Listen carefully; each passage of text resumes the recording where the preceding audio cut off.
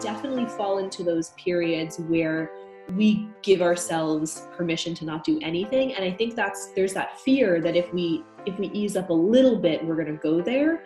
And that's where that intention piece comes in, is if we're aware of what's happening, if we're like paying attention, it's hard for one day missed at the gym to turn into a month missed at the gym, because our goal is not to pre-plan everything. Our goal is to show up in the moment and be like, what do I need in this moment? You're listening to the Wisdom for Wellbeing podcast, the show that blends science and heart to bring you evidence-based tips and tricks for cultivating a healthy, wealthy, and meaningful life. Now, here's your host, therapist, yogi, and fellow full life balancer, Dr. Caitlin Harkis. Hi there. Today on Wisdom for Wellbeing, I'm joined by Dr. Jessica Borushok. Dr. Jessica is a registered clinical and health psychologist, author, and wellness enthusiast who works in private practice. Author of numerous books on acceptance and commitment therapy, also called ACT, including the award-winning book, The ACT Approach. Dr. Jessica provides ACT trainings for mental health professionals and brings ACT to the public through the Busy Mind Reboot. Dr. Jessica founded Busy Mind Reboot to help individuals access affordable methods of learning evidence-based practices, tools, and skills to get unstuck from their busy minds and live their best self.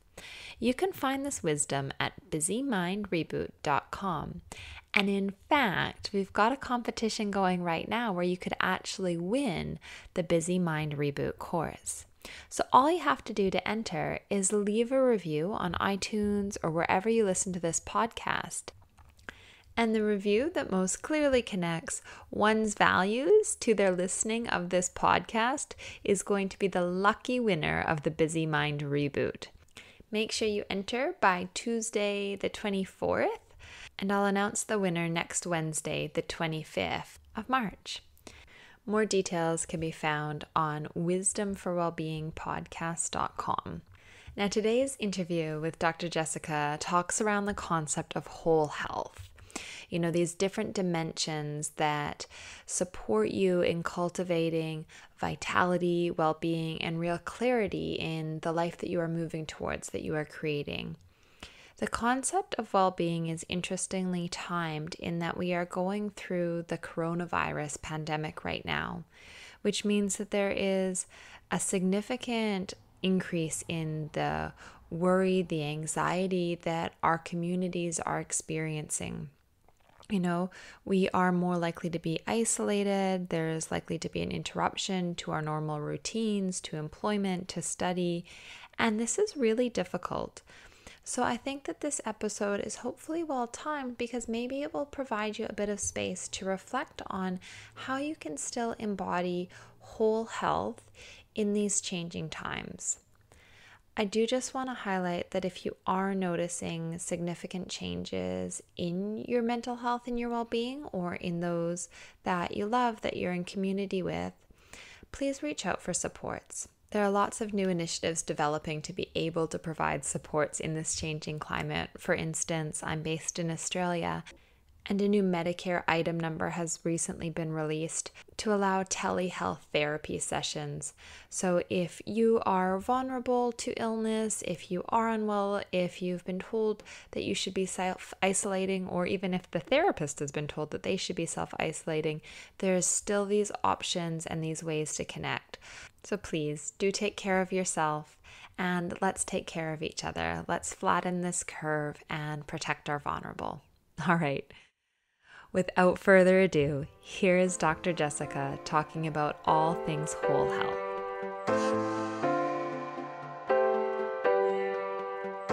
So hello, Jessica. Thank you so much for coming back on the Wisdom for Wellbeing podcast. I am delighted to continue this conversation. We've actually been speaking off the recording for a little while now, and you know, the energy is high, and I really appreciate the wisdom and the sharing that you are so generously offering to myself and to the Wisdom for Wellbeing listeners.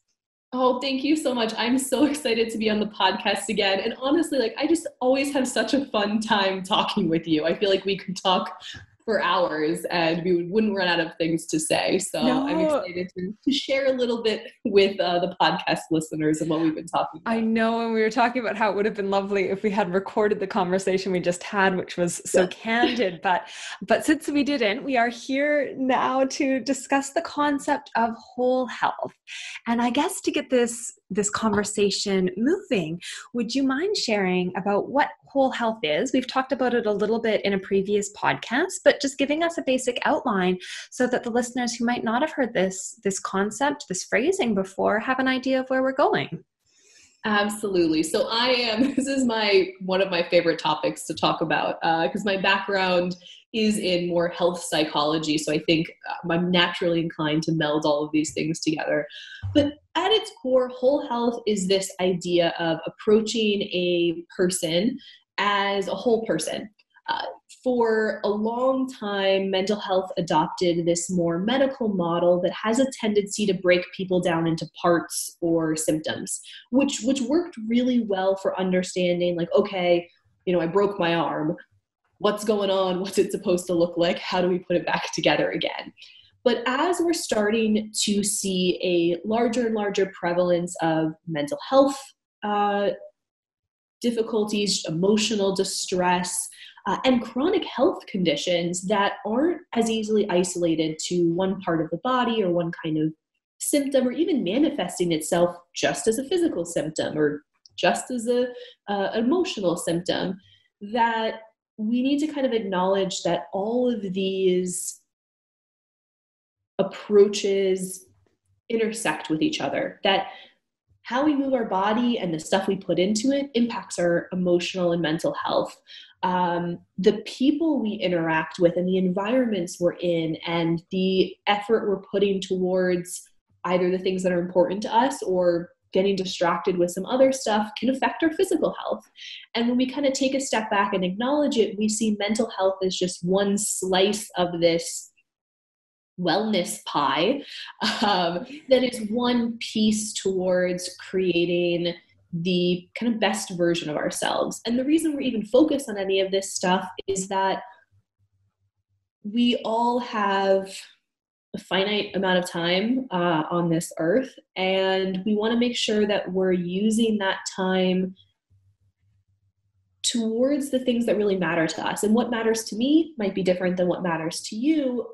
And we can do that best when we are in good health, when our body, our emotional, our mental, our spiritual, our social well-being are all kind of in alignment. And I'm trying not to make that sound so like woo-woo.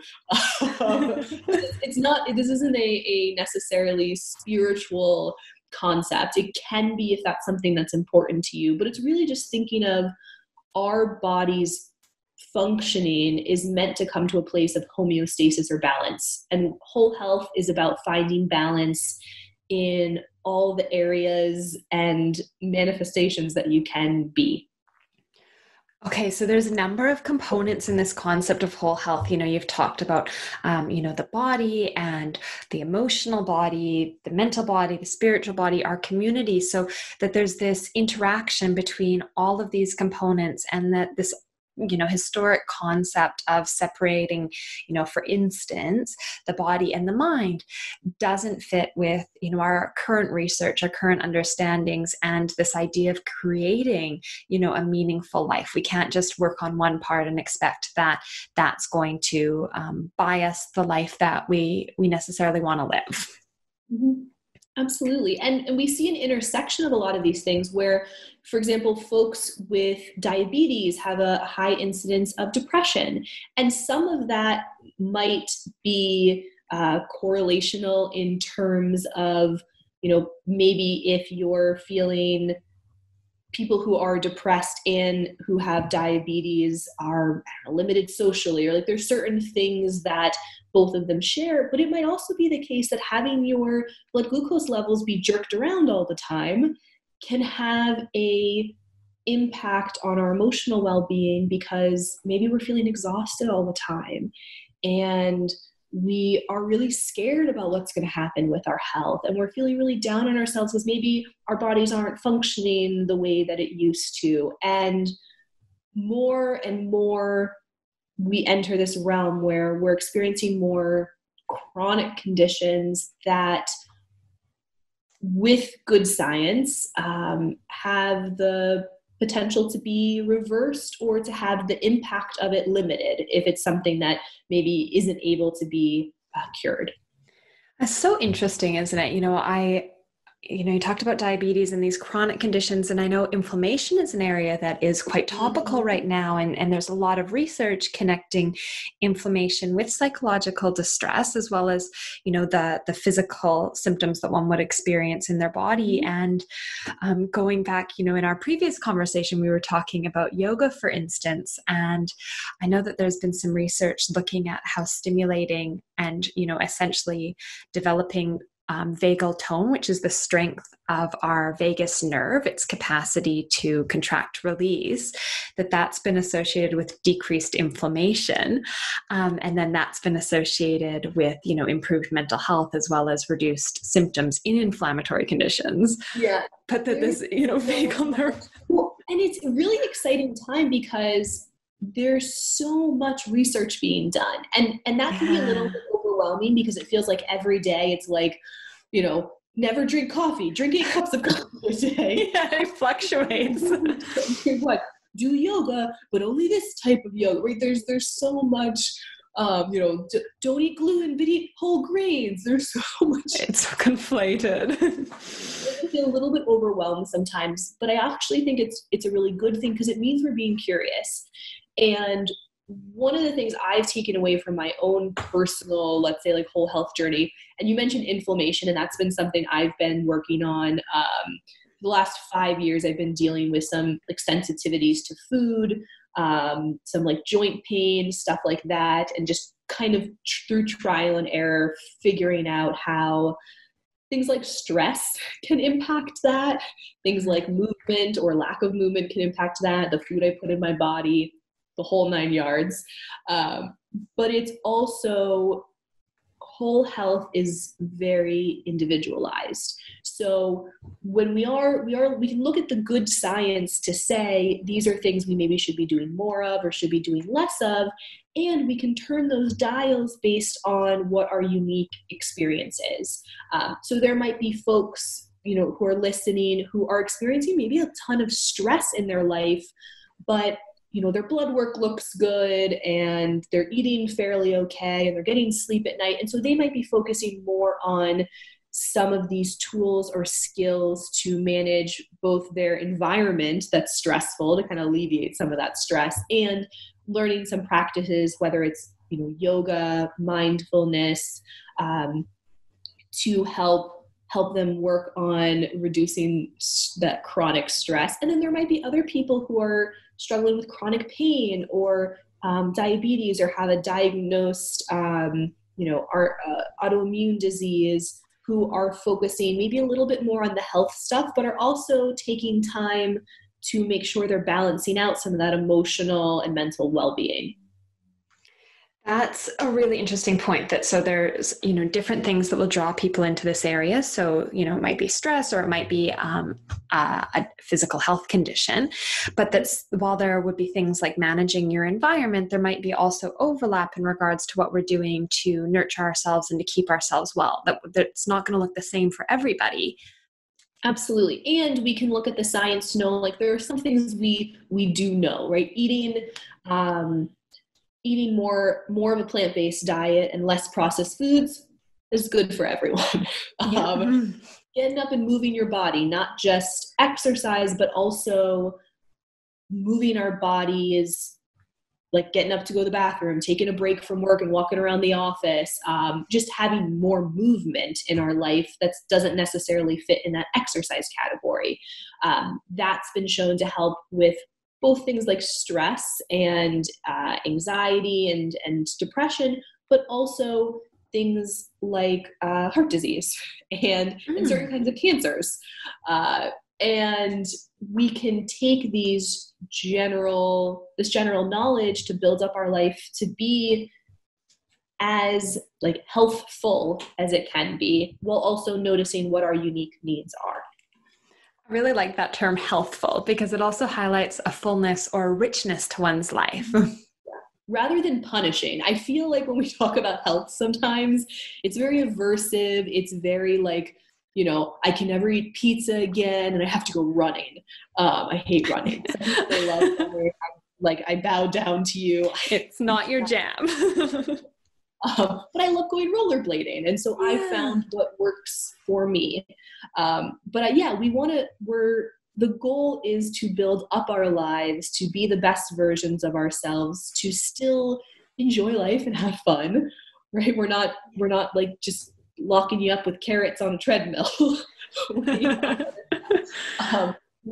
goal is to bring back health as something that is beautiful and growth-based rather than something that's very punishing or like a fad or a trend, but it's just a lifestyle. It's really a beautiful, beautiful way of conceptualizing it. And I wonder if, the concept of balance comes in, right? You mentioned we're not just going to be like on a treadmill eating carrots, but, if you're going out and you're having something that, a croissant with like a friend over a coffee, that's fulfilling a social need and a nurturing need. And maybe in that moment, that is the best decision for that individual. And maybe at another point in time, then maybe making a salad or having a carrot is the best decision. But there would be this constant evaluation or awareness of what's serving oneself healthfully in a moment. Would that be it? Is exactly it. That's exactly it. And I like to think of it as, are we being intentional about something? So let's say I come home, I've had a stressful day, and I'm like, I deserve pizza. And I order a whole pizza, and before I know it, I've eaten 3/4 of it, and I feel like I'm going to be sick. And all of a sudden I keep telling myself oh, you swore you weren't going to do this again. And I start beating myself up. And it creates this very toxic environment where we're just we're reactive to all the stuff that's happening. But if I've had a long, stressful day and I come home and I'm like, I was going to cook dinner, but it's not happening tonight. Yeah. And I'm going to give myself permission to not cook dinner and to relax a little bit. I've worked really hard today.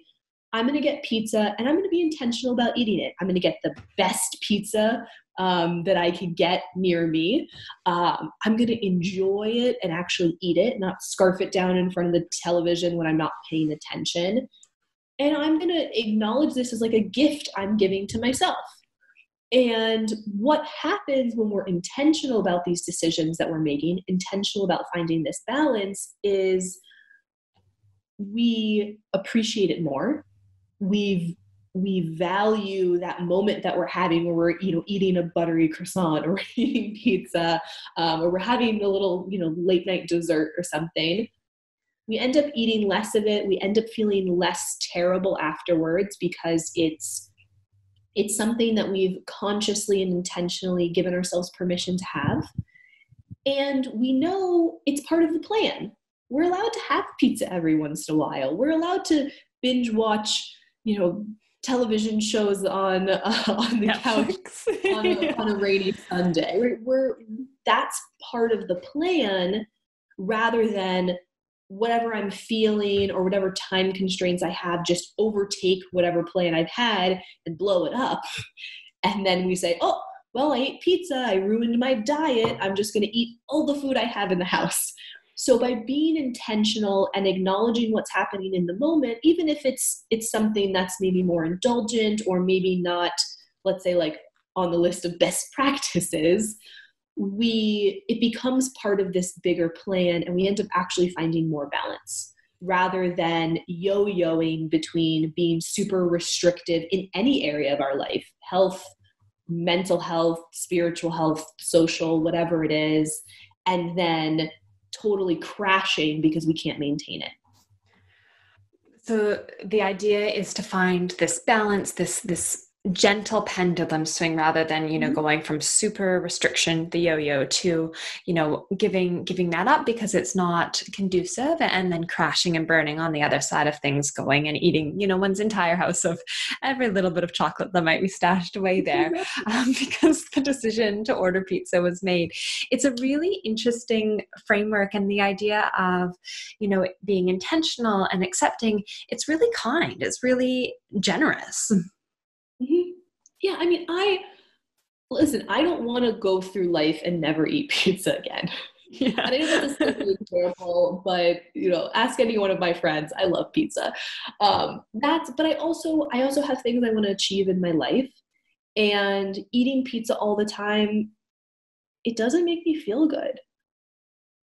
But by having this balance and by acknowledging, being kind and gentle to ourselves and giving ourselves a little slack, we are able to meet our goals more and not add to our stress. Because if I go home and I'm stressed and I just inhale that pizza, not pay attention to it at all, not only am I still stressed, but I'm now beating myself up for having binge eating something, and I feel even worse. We're adding to that stress. But if I can acknowledge to myself, yeah, I'm going to do this thing, or, I'm normally really good about going to the gym, but this holiday season or this work week has been super overwhelming, and I just want to give myself a break to do something else kind to myself. It allows us to maintain for a lot longer. We have this fear, though, that if we're not hard on ourselves, then we're just going to completely devolve into these animals that are gluttonous and sloth-like and don't do anything. We have horrible viewpoints of who we are at our core. And I will admit, I can be a very, lazy person. I enjoy lounging about.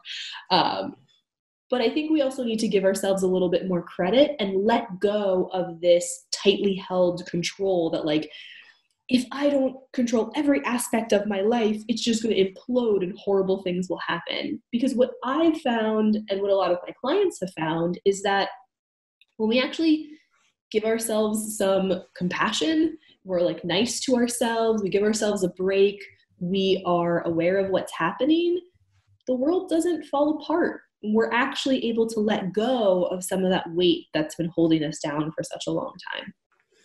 It's really interesting. And I wonder, there's a relationship between, positive reinforcement and negative reinforcement, this idea of, really bullying ourselves into doing something, and how, if we fall off the wagon, so to speak, we get to the holidays and maybe we, curl up and watch a few more Netflix episodes and go to the gym a little bit less, that if we've been really hard on ourselves, then that might demotivate us to go back to the gym, let's say Monday or the next day, if we haven't lived up to this, standard of perfection that we were aiming for.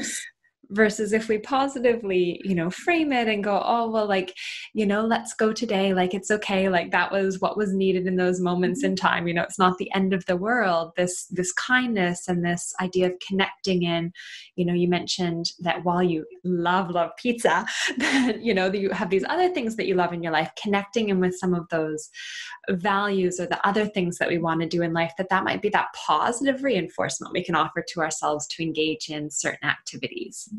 Yeah. And it's this, we fear that if we give ourselves any slack, then everything's going to fall apart.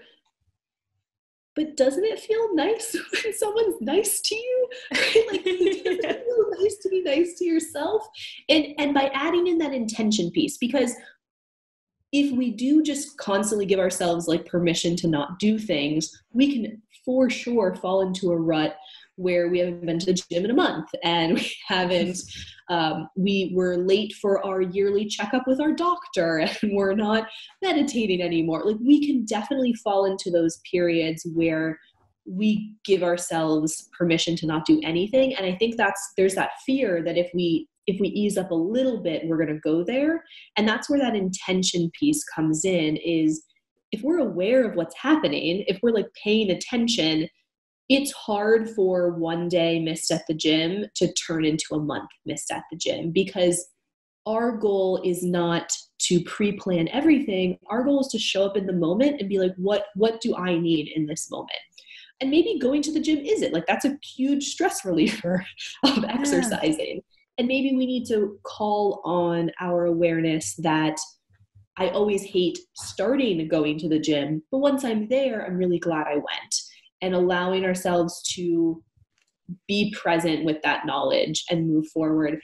And if you're finding it hard to be nice to yourself, I always encourage you to find, like, if you have someone in your life who's just like a genuinely wonderful person, or maybe your younger self, like if you view your, let's say, you know, yourself as a child or yourself as a teenager or in their early 20s, like just starting out and doing the best they can, asking yourself, like, if this person came to me and said, hey, you know, I'm not going to go to the gym today, I'm feeling really overwhelmed at work, what would you say to that person? Because we are by far kinder to other people than we are to ourselves. So if that language is a little bit difficult at first because we've been beating ourselves up for so long, pick someone who you know is doing the best they can, and have them ask that question in your mind and then respond to them and then follow through with whatever you would tell them to do. So oftentimes I'll have like my best friend or like a younger version of myself in my mind if I'm being a little extra mean to myself, to make sure that I'm practicing finding this balance and being intentional and being nice to myself. That's a really beautiful tool that individuals, I'm sure, will connect with, having this sense of a younger self or someone they care very deeply about. You know, what will we share with them? What will we tell that person in the moment? And bringing in that awareness.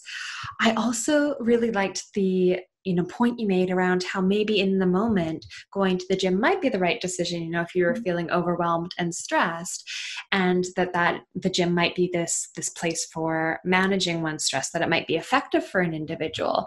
And I guess choosing actions that are effective for us. But how do we, I guess, could you talk a little bit about the concept of values? Because I suppose that's going to ultimately link back to the actions that we decide might be serving us in a moment. Totally. So our values are the who and the what that matter to us, as well as the qualities and characteristics that we want to be about. And so what some examples, like health could be a value, or being a hardworking person can be a value, or being a good listener can be a value. All of these things that we want to aspire to. So they're not goals that we check off, right? A value is not go to the gym 3 times per week. That's a goal that might help take us in the direction of being healthful.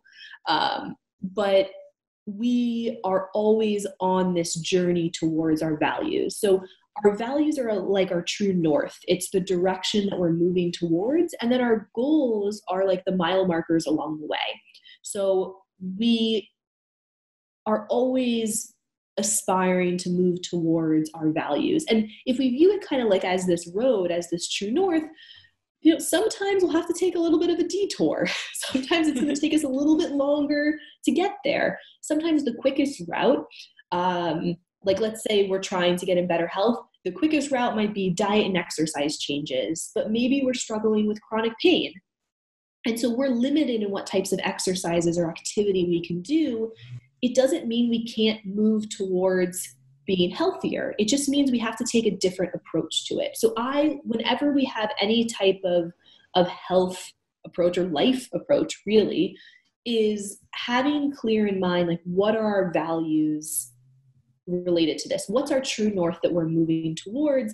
And then if one of those options that we would take to get towards that is blocked off, like let's say it's the holidays and the gym's closed, I don't know, there are still other ways, other steps we can take to move in that direction.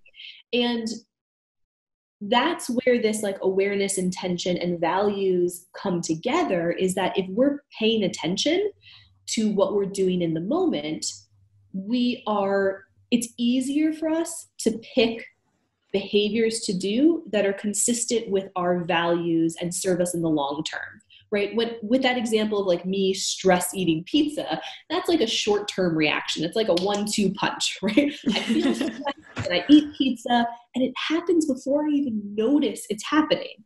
And this could be like, you talked a lot about physical and mental health, but this could be in our social health, right? We get maybe into a cyclical argument with people, right? We feel a certain way, or someone says something, and before we even know the words have formed in our head, they're coming out of our mouth. Yeah. We also know that as much as we want to put them back in our mouth, we cannot undo that once they come out. And so this is what's happening when we're living life without slowing down, without being intentional about what we're doing. So if we can kind of slow down and just notice, like, oh, hey, I know when I'm stressed out, I normally go home and binge eat a whole pizza, but that really makes me feel worse overall and isn't taking me towards being a more healthful person. What can I do instead? And so it's in every moment asking myself, what can I do in this moment to take me one step closer towards the type of life I want to live, towards my values? And so when we bring those two together, it allows us to be aware of and be careful around some of these kind of short-term traps we might fall into. I think that's a really beautiful way of linking it. So we've got the awareness, the intentions, and the values. And ultimately, it's this awareness of what's happening for us in the moment, our intention in the action, that allows us to move towards our values. So I guess with regards to the social element, for instance, because we have talked a little bit about physical health and mental health, and there was the example of, something sort of slithing out of our mouth before we had the chance to maybe reflect on what the impact of that articulation might be. I also wonder, social health seems very, at least in my experience, connected with mental health, because the individuals that we surround ourselves influence so greatly how we're feeling, as well as when we may not be feeling our best, our motivation or capacity to go and engage in social interaction is limited, or at least impacted.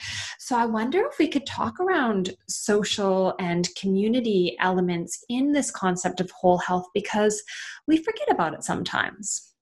Absolutely. And it's interesting you mentioned it impacts our emotional health, but it also impacts our physical health. So way back when I was in grad school a couple of years ago, I used to be an obesity researcher. That was my dissertation was on physical activity. We used to run weight loss groups, a lot of fun, a lot of wonderful human beings that I got to interact with and work with.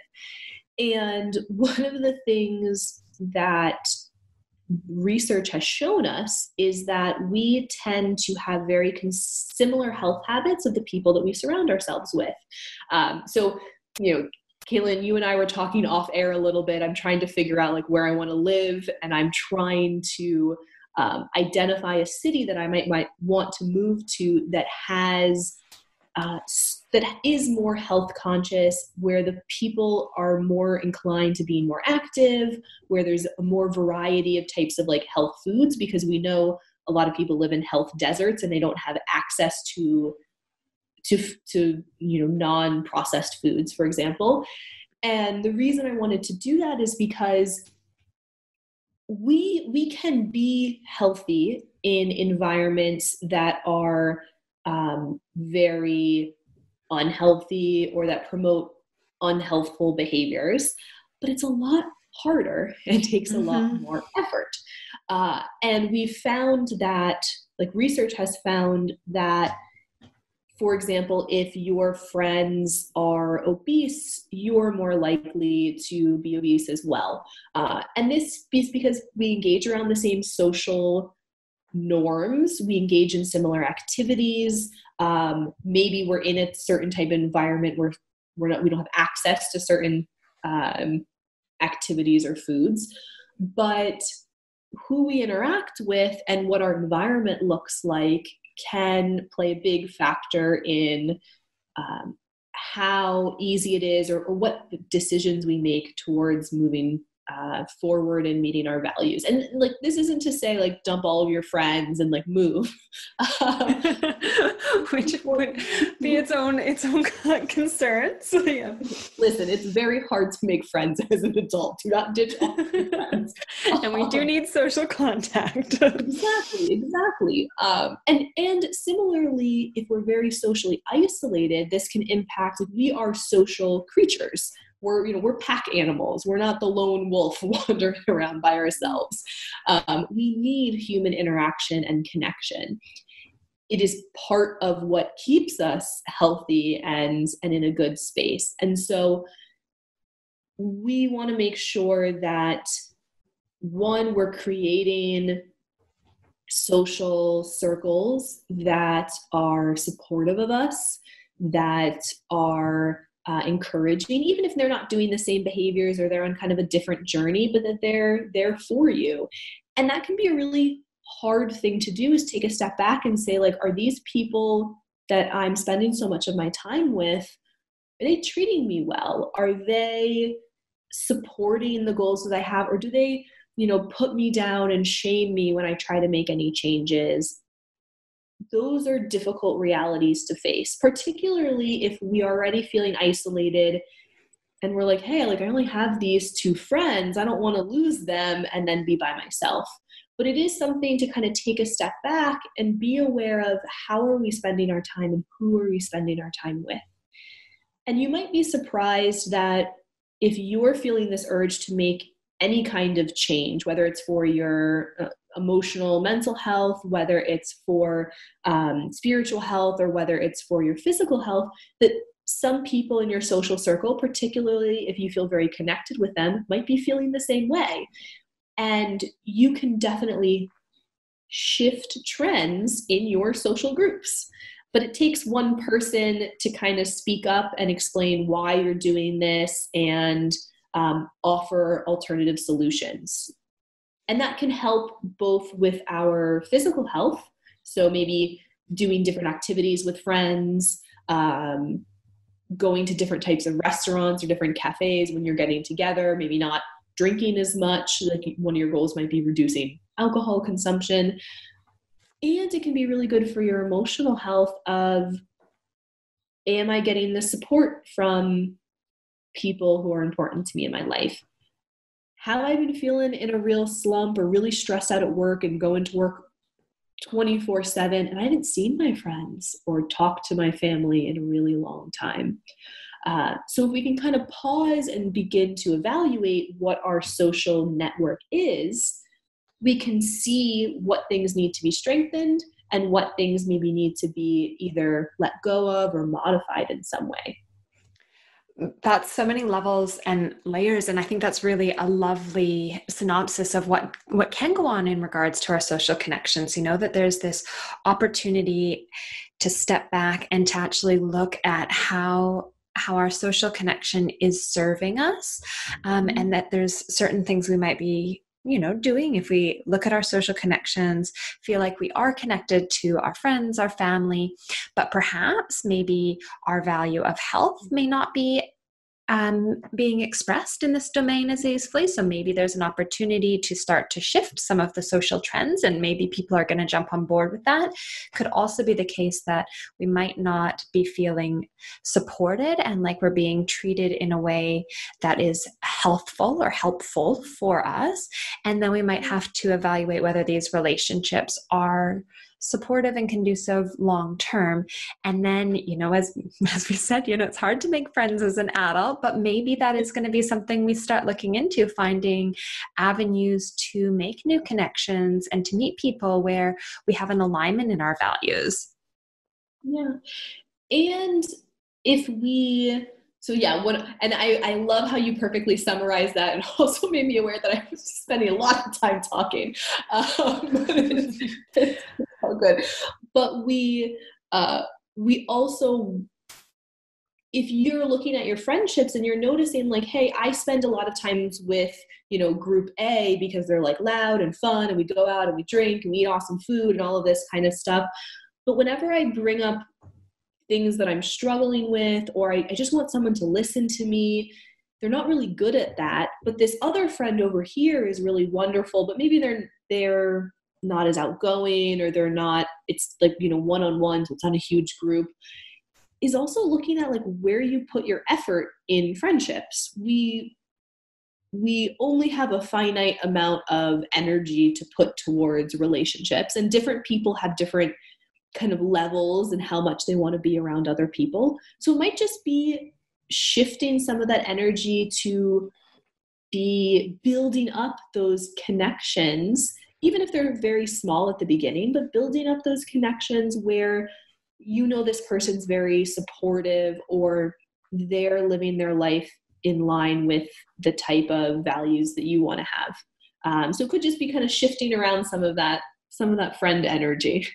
That's a really nice way of putting it, and highlighting that different friends or different social connections might serve different needs. Some friends might be really empathetic, easy to talk to. Some friends, might be fun to go out with. Someone might be a great gym or adventure buddy, and someone might, have a hammer and nail and help you hang a photo around the house, or whatever it may be.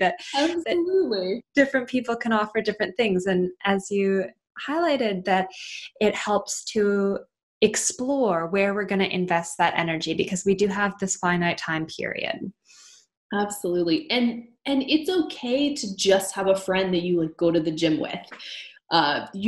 Every relationship doesn't have to be like a super incredibly intimate, vulnerable, like supportive thing. Like you might want to have friends that you go out and get drinks with. But just recognize what their function is in your life, so that if you're feeling down and you want to have someone pull you out, message that friend who's, likely to kind of bully you until you go out to hang out with them. And don't expect something from someone that's never given that to you. Like, don't expect that fun friend who's maybe not good at listening to suddenly become an expert at listening, because then you're setting yourself up for disappointment. That's a really interesting point as well, that there's an awareness around that. And it sounds like an intentionality you describe in messaging the friend who's going to get you out of the house if that's what you need, but also an intentionality in, knowing if this friend isn't likely to provide what I need in this moment, then maybe that's not where I seek support, because that could help me less, in reaching out in that way, or having that expectation. Yeah. And when we talk about whole health, we've talked about a lot of different topics, and I love it, and they all blend together perfectly. But I also want to stress, like, you don't need to do all of this at once. Super overwhelming afternoon for a listener. Yeah. We don't want this podcast episode to be more stressful for you. We're laying out all the different ways that you might enhance your life, look at your life in a different way, look at different behaviors or people that you're spending time with, and you choose for you, like, pick one thing that you want to work on growing or including more of, or becoming more aware or intentional about, and just start with that. And it can be something really small, and then build from there. So we're not going from like 0 to 100. We're going from like 0 to 10, and then we're working our way up from there. Because wherever you start, you can always get to wherever you want to go. There just might be more steps in between than you think. That's a really nice reminder, I think, to pick an area that feels like it's resonating with you through this conversation, and an area where you can see a step, because we know that if we break goals down and we sort of half them, we're actually more likely to make the whole thing. We need a little bit of momentum to keep us going. So you want to choose something that's reasonable for you to take a step towards, rather than something that at this point in time maybe feels so overwhelming that it's almost, I'll put it off till tomorrow. We want to make a little bit of a change. Exactly. Yeah, we're not trying to eat the whole pie at once. Yeah. I guess just to highlight a little bit more about what actually is in this pie that we are talking about, that we're going to take one bite of rather than, consuming the whole bunch. The element of spirituality. I'm interested in unpacking this a little, because for some people that's a really important area of their lives. For others, they hear that and there's a lot of religious connotation that may not resonate with them. So I'm curious if we could explore that a little bit and how it might fit different individuals' worldviews. Absolutely. So there are, and that was beautifully put, but there are some people who are a part of specific religious organizations, let's say. So we might think of like Christianity, and there's a church that you go to and you have a certain service, and it's very clear what the behaviors associated with moving towards and being connected with your faith. It may be praying, it may be going to church, it may be reading the Bible or doing a Bible study, or talking to your pastor or priest. And that can be a little bit more clear for people who have those beliefs, right? And if you do, that's wonderful. And if you don't, that's also wonderful. Where people sometimes feel uncertain is maybe they don't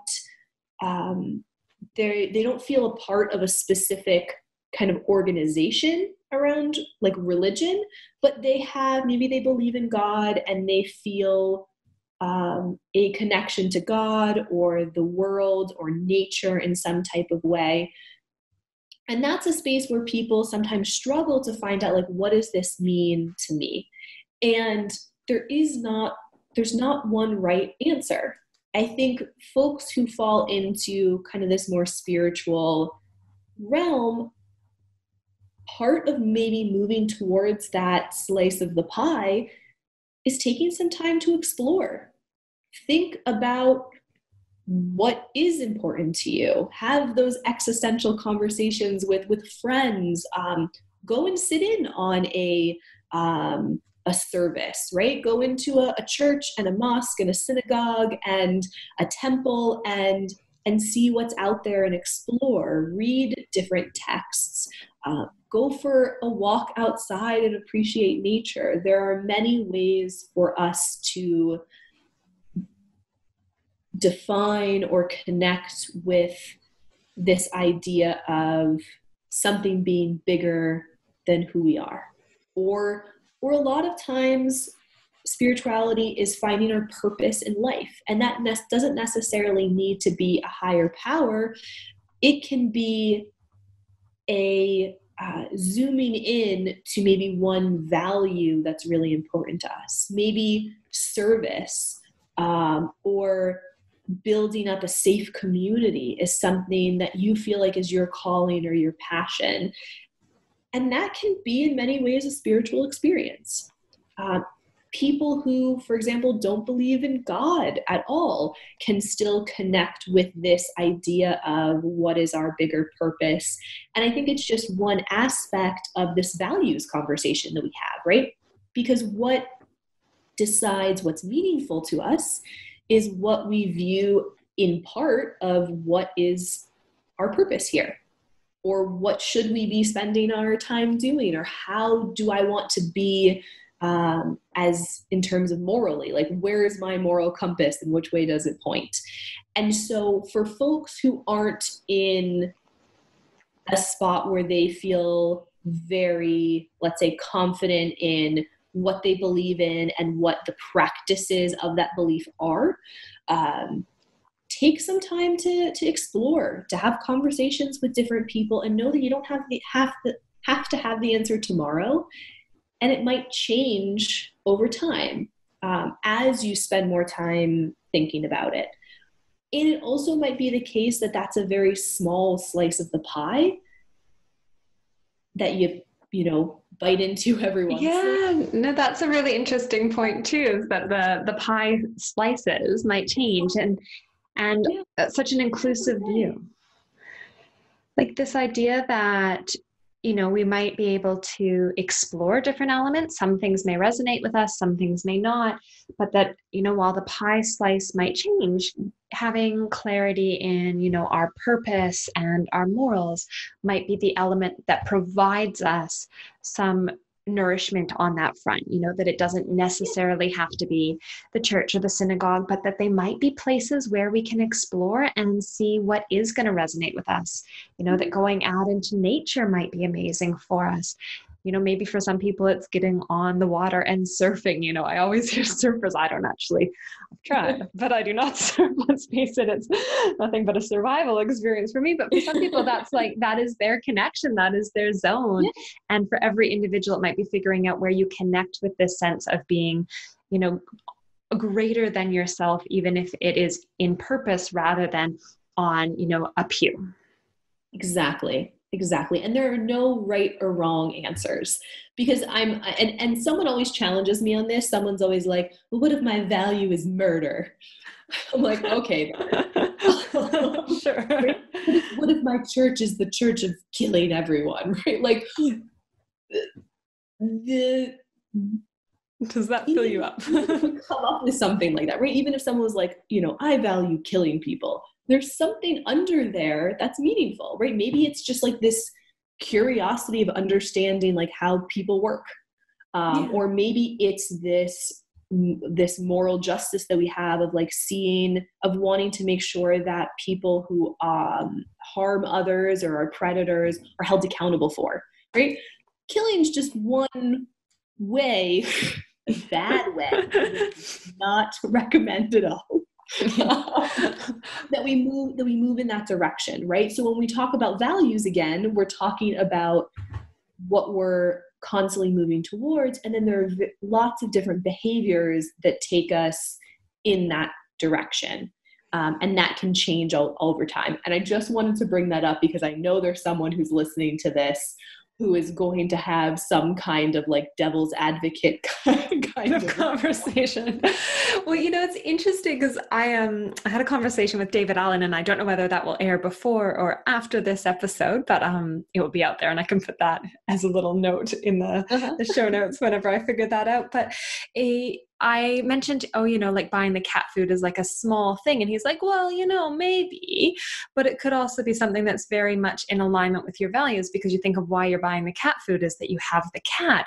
And how does that sort of fit in your value picture that you are supporting this individual and doting on this creature, and you enjoy cuddling with the cat, that sometimes the actions that we're taking when we step back, are all part of this value-led life if we fill in the blanks and connect the dots, so to speak. So, we might use the example of cat food, or we might use the example of murder, but when we start to pair these things apart, we might find that there's something bigger underlying these actions.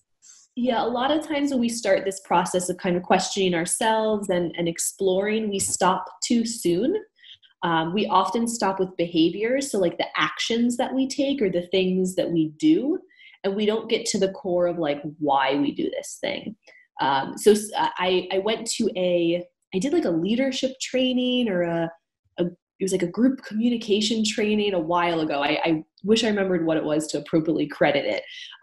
But we were coming up with a goal for I was a part of this team. We were coming up with this project, and we came up with a goal, and they had us ask, I think 3 times, why is that important? Or like, why does this matter? Or why are you doing this?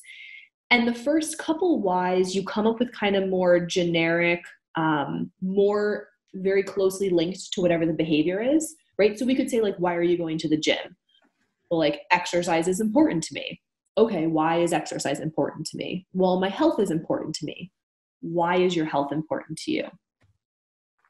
Well, I have young kids and I want to be alive to see them graduate from school and run around with my grandkids one day and be able to do it without maybe being stuck in a wheelchair like, my dad was. Okay, so it's not even health actually that's the value. It's your family. And health is actually one of the behaviors that one of the things you're moving towards to show up for your family. And that's just one example. But if you're feeling ever stuck, or you're feeling like there's not really any purpose or meaning in what I'm doing, I feel just kind of floating all over the place.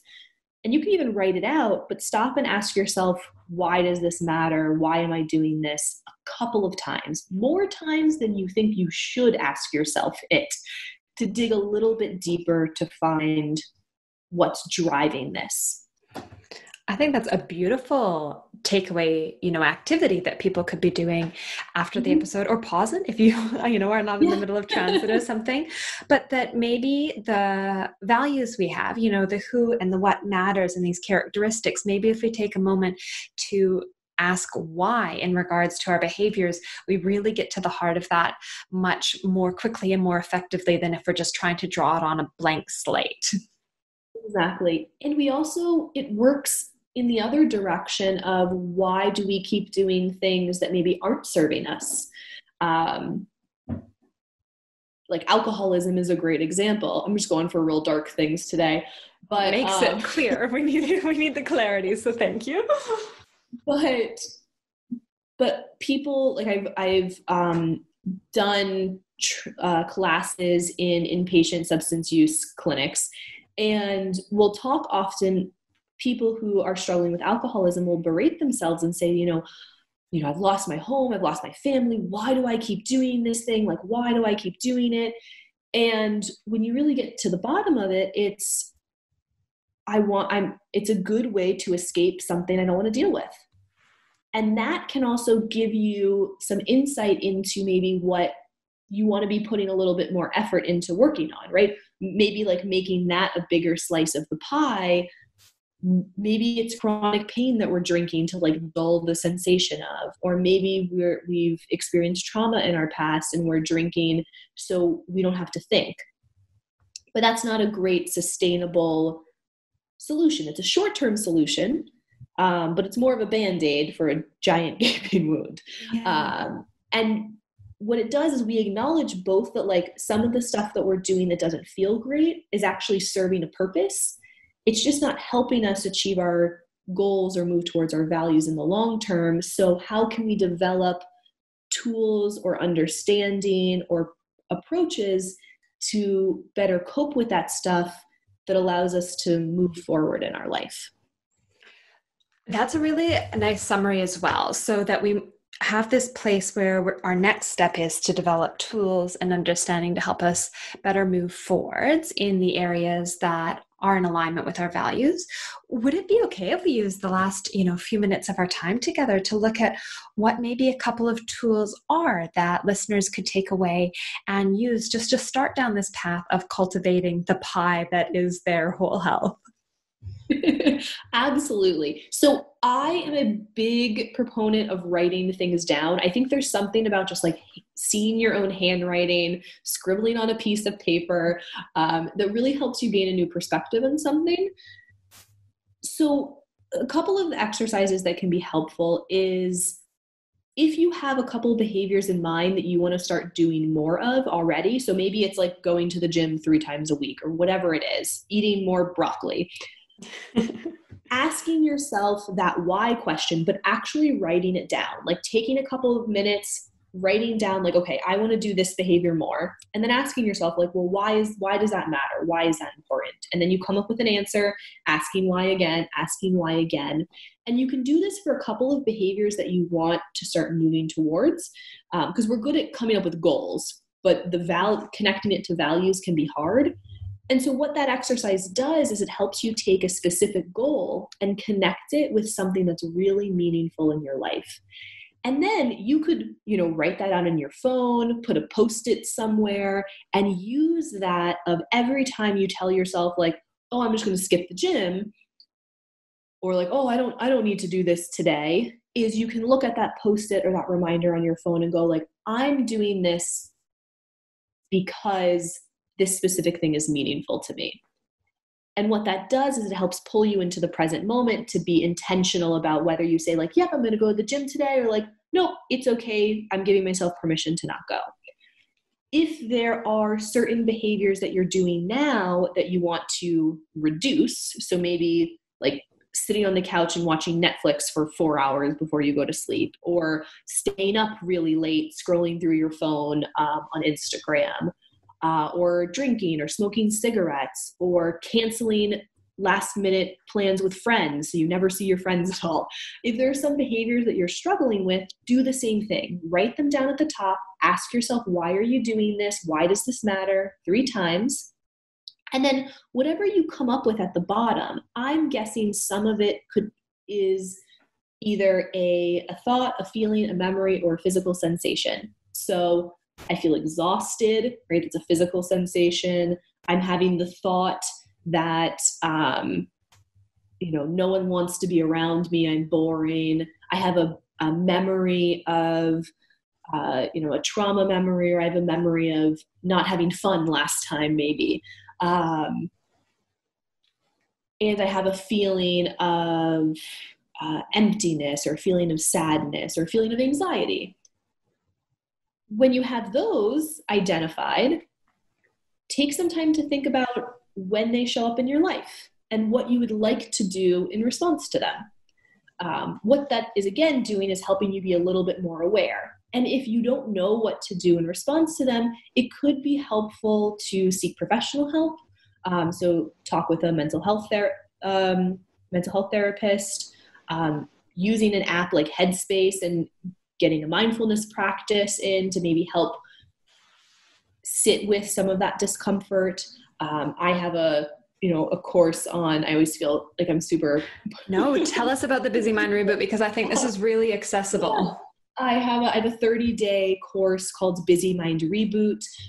It's completely self-directed. So every day you get a 10-minute video, a 10-minute, present moment awareness practice, and a little noticing exercise for the day. So I have a phone wallpaper that you put on your lock screen every day, because we look at our phone a million times, and just to practice reinforcing the skills. And that can build up a big toolbox for dealing with a lot of different things, kind of getting out of your head a little bit and moving towards living your best self. And you can find that at busymindreboot.com, as well as a bunch of free resources. Would you mind sharing a little bit about the Busy Mind Insiders Club? Because I think that that's such a fantastic offering. Yeah, if you subscribe and become a Busy Mind Insider, I have a lot of free resources, free meditations, videos, worksheets, all of that kind of stuff. But really, it's just starting with a piece of paper and a pen. Because if we can break down some of these things that otherwise feel overwhelming, we can begin to identify what are some tools we need, right? What are some areas that we're maybe lacking a little bit that we need to build up? Lacking is not a good word. What are some areas that we're like, we need to grow a little bit more in? And then why does it matter that we're moving in this new direction? What gives this meaning and purpose? And if we can figure out those two things, we can, one, you're already working on building that awareness. And then you can take that awareness and be a little bit more intentional about what you do in those moments when that stuff shows up. And eventually what will happen is you'll find a bit more balance and you'll move towards your values. And it's not easy, but it is simple. I think that's such a fantastic place to start. This concept of actually writing things down, to have it in your handwriting, that you give yourself that time and space, and you go through looking at the behaviors you would like to do and exploring the whys, plural, many layers of the whys. Yes. And then digging deep and looking at the behaviors you're engaging in that you might not believe are serving you in the moment, and exploring why, what is the function that they're serving in your life right now, and getting to that layer of, the thoughts, the feelings, the physical sensations that might be coming up, and learning then how to make space for those experiences in a way that might be more in service of one's values, the underlying pinning of those whys, and reaching out if it feels like it's too much, maybe reaching out to a professional, or engaging, with a Headspace app, or, Busy Mind Reboot. All of this will be in the show notes, of course, for the listeners who are thinking, I need my pen now to write this down.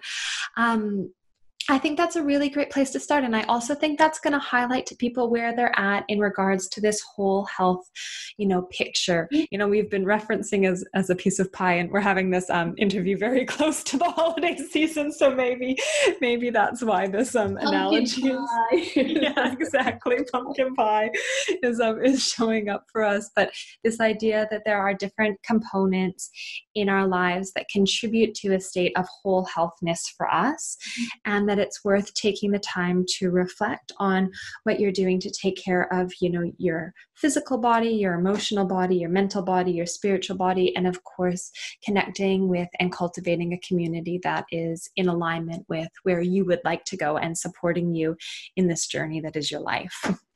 Yeah. And to adapt the very common "how do you eat an elephant" quote, I'm going to say, like, how do you eat a pie?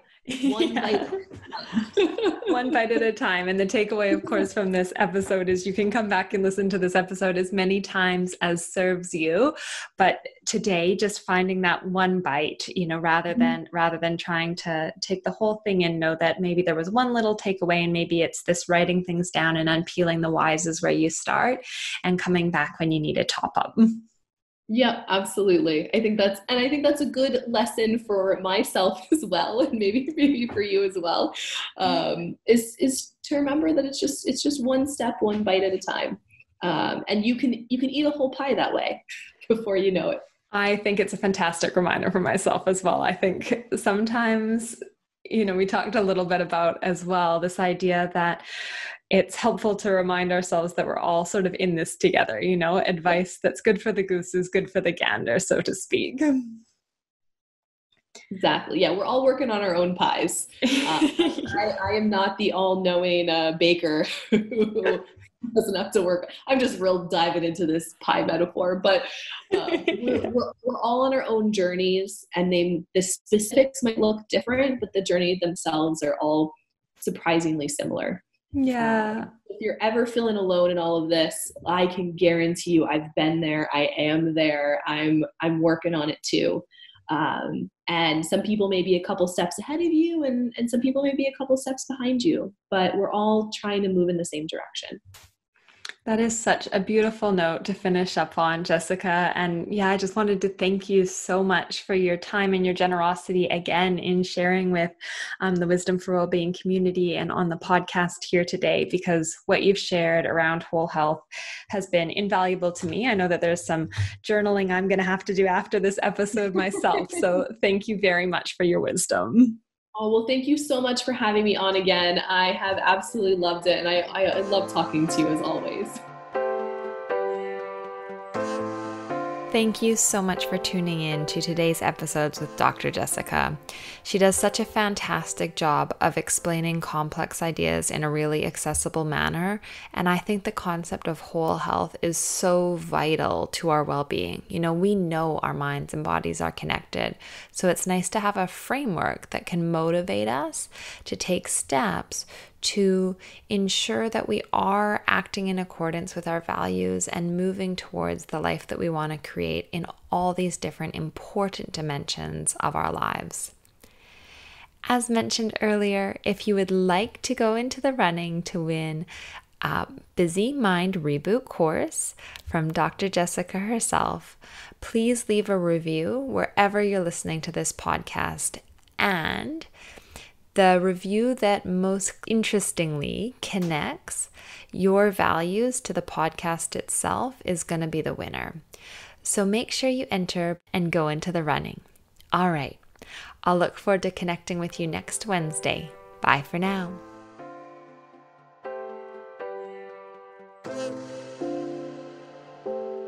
Thanks for joining us this week on the Wisdom for Wellbeing podcast. Please visit drcaitlin.com to connect, find show notes, other episodes, and to subscribe. While you're at it, if you find value in this show, we'd appreciate a rating, or perhaps simply tell a friend about the show. Wisdom for Wellbeing is not a substitute for professional, individualized mental health treatment. If you are in crisis, please contact 000, your local emergency number if you are outside of Australia, or attend your local hospital ED.